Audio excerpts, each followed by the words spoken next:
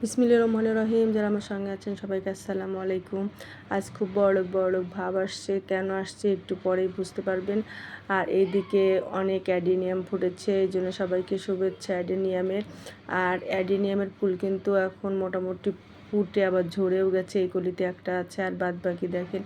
এর আগে কিন্তু আমার অ্যাডিনিয়ামে কখনো ডাল বের হয়নি, এখন মাশাআল্লাহ 3টা ডাল বের হয়েছে এবং 3টা ডালে একবারে ফুল আসছে। তো এই দেখেন বড়লোক হওয়ার অবস্থা। এই যে আমার কাঁচামরিচ কিন্তু অনেক বড় হয়ে গেছে, কারণ আমি বাজারে গিয়ে দেখেছি মরিচের অনেক দাম।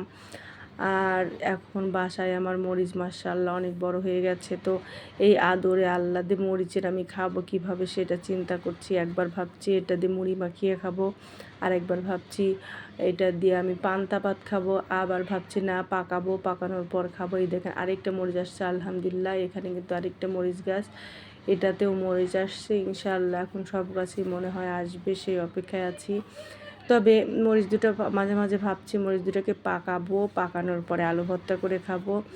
যাই হোক, মরিচ গাছে যে মরিচ আসছে এটাই সার্থকতা, কারণ বারান্দায় আসলে ওইভাবে তো গাছে ফল হয় না, কারণ রোদ পায় না ওইভাবে। তারপরও আমি তো নাছোড়বান্দা ছাড়বো না। আর এদিকে একটা আম গাছও বুনেছি, আমার দেবর শিশির দিয়েছিল এই আম গাছটা, আম এনেছিল, সেই চারাটা আমি দিয়েছি আমরুপালির।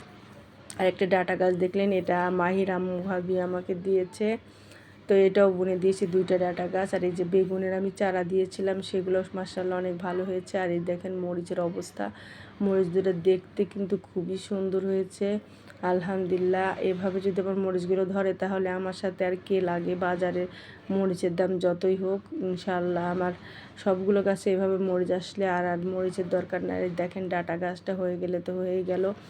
তো সবাই ভালো থাকবেন, আল্লাহ হাফেজ।